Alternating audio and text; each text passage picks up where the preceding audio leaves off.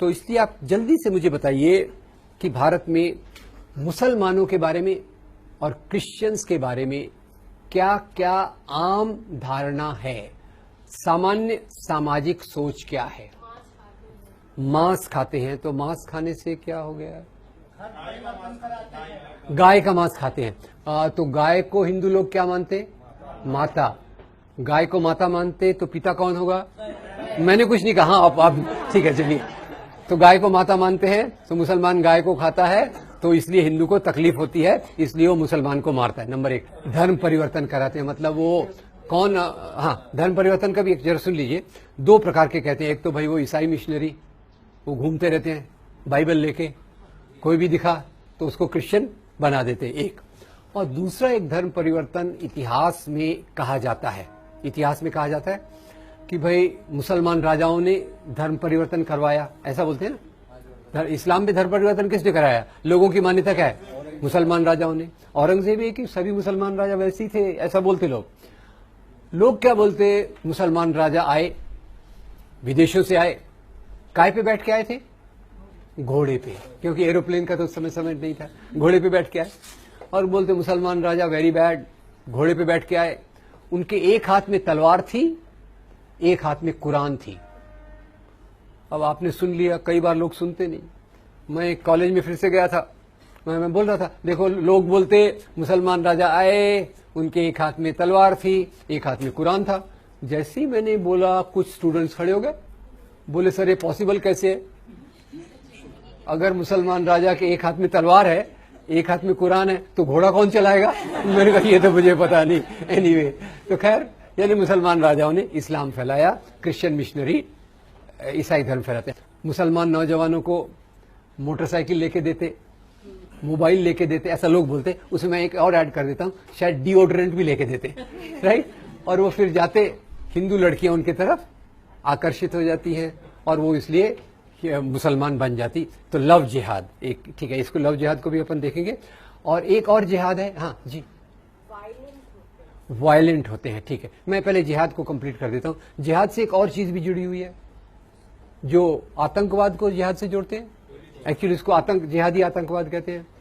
और शायद आपने सुना होगा, एक लोकप्रिय मान्यता है कि सभी मुसलमान आतंकवादी नहीं होते, पर सभी आतंकवादी मुसलमान होते हैं। फिर सानिया ने कहा कि वो लोग ये क्या कहा, वायलेंट होते हैं। वायलेंट मतलब आक्रामक होते हैं। आक्रामक क्यों होते हैं? किस चीज के कारण आक्रामक होते हैं? किस कारण से?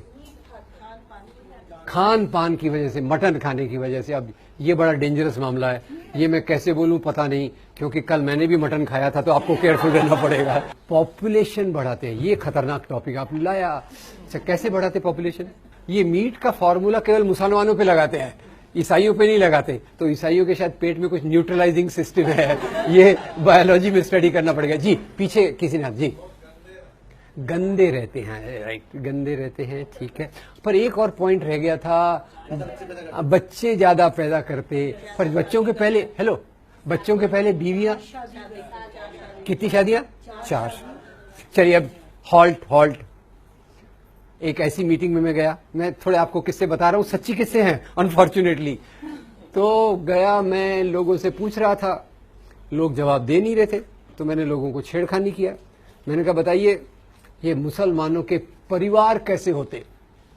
जैसे ही मैंने सवाल किया तो एक दोस्त बैठे थे, उनके यहाँ तिलक लगा हुआ था, पहचान लिया आपने? तिलक, आइडेंटिटी, तिलक लगा हुआ था। वो बहुत दुखी, हताश, निराश दिखाई दे रहे थे। उनके देख के मुझे भी डिप्रेशन आ गया। खड़े हुए और दुख से बोले, देखो भाई, हम ये हिंदुओं के मेजॉरिटी के देश में, हम हिंदुओं का कितना बुरा हाल है, हम लोग कितने असहाय हैं। मैंने कहा क्या हो गया यार, ऐसा क्या असहाय है? बोले देखो ना, हम बेचारे हिंदू, केवल एक ही बीवी, केवल 2 ही बच्चे। वो मुसलमानों का देखो क्या मजा ही मजा है, 4 बीवियां, 20 बच्चे। मैंने हाथ जोड़ दिए। तो पहले हम शुरुआत करते हैं मंदिर तोड़ने से। तो आपको पता होगा, अभी दिल्ली में एक रोड का नाम बदला गया था। कौन सा रोड था? अकबर का तो अभी बदलने वाले हैं, आपने पहले से बदल, औरंगजेब रोड, ठीक है। और औरंगजेब का रोड का नाम बदलने के पहले उन्होंने कहा औरंगजेब वेरी बैड, बाकी चीजें तो थी, धर्मांतरण भी उसने कराए, पर उसने हमारे मंदिरों को तोड़ा। अब मैं बड़ा कंफ्यूज हो गया। मैं फिर, क्योंकि आपको पता होगा मैं हिस्टोरियन तो हूं नहीं, तो मैं फिर हिस्ट्री पढ़ने लग गया कि औरंगजेब ने कौन से मंदिर तोड़े। पर वो पढ़ते समय मेरे दिमाग में 4 चीजें पता चली मोटे तौर पे। पहले पता चला कि औरंगजेब ने काशी में भगवान विश्वनाथ के मंदिर को तोड़ा था, वेरी बैड।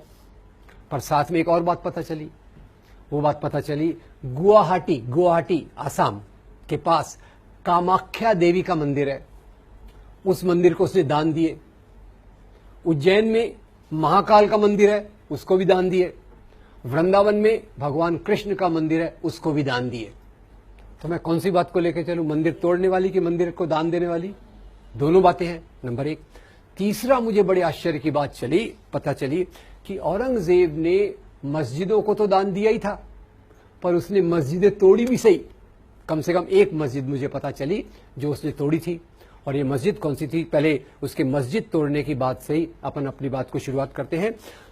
एक बार क्या हुआ, गोलकुंडा के नवाब ने, तानाशाह ने औरंगजेब को 3 साल तक लगान नहीं दिया। औरंगजेब कौन है? महाराजा। तानाशाह कौन है? राजा, ठीक है। तो तानाशाह ने 3 साल तक लगान नहीं दिया। ये लगान यानी क्या? टैक्स। ये बात आपको पहले से पता थी या आमिर खान की फिल्म देखने के बाद पता चली? पहले से पता थी, ठीक है, मुझे बाद में पता चली इसलिए बोल रहा हूं, ठीक है। अब ये समाज में टैक्स कैसे चलता है? सबसे नीचे टैक्स देने वाला कौन होता है? किसान। किसान किसको टैक्स देता है? जमींदार को। जमींदार किसको टैक्स देता है? राजा को। राजा किसको देता है? महाराजा को। औरंगजेब कौन है? महाराजा। तानाशाह कौन है? राजा। तो औरंगजेब ने तानाशाह को पूछा, आपने 3 साल तक लगान नहीं दिया, क्या प्रॉब्लम है? तानाशाह ने कहा, हुजूर मेरे राज्य में अकाल, ड्राउट है, जैसे हमारे महाराष्ट्र में चल रहा है, मराठवाड़ा में चल रहा है। मेरी प्रजा मुझे लगान नहीं दे रही, तो मैं आपको लगान कहां से दूं? औरंगजेब बड़ा चालाक। औरंगजेब ने अपने जासूस को भेजा और पता लगाया कि तानाशाह ने अपनी सारी संपत्ति एक मस्जिद के नीचे छुपा के रखी है। आगे की बात नहीं बताया तो चलेगा क्या? क्या करेगा औरंगजेब? फौज को भेजेगा, मस्जिद को तोड़वाएगा। तो अब मैं आपसे पूछना चाहता हूं, हम केवल औरंगजेब के मंदिर तोड़ने की बात को पकड़ के चलते हैं। औरंगजेब ने मंदिर बनाए, वो हम भूल रहे। औरंगजेब ने मस्जिद तोड़ी, वो हम भूल रहे। औरंगजेब ने मस्जिदों को दान दिया, वो हम भूल रहे। मोटे तौर पे मैं आपसे ये पूछना चाहता हूं, राजा लोग राज्य क्यों करते थे?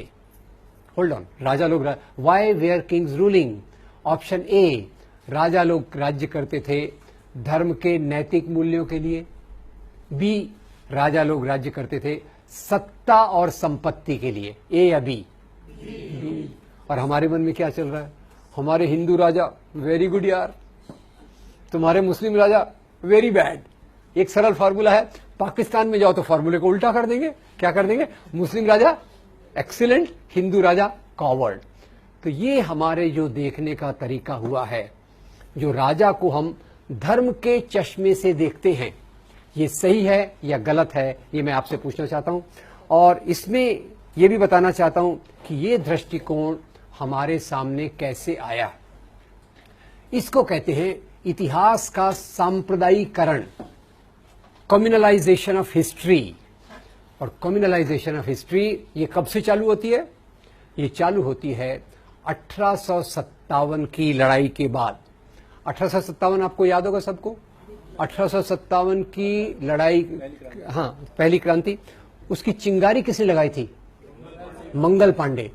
उसका नेतृत्व किसने किया था? बहादुर शाह जफर।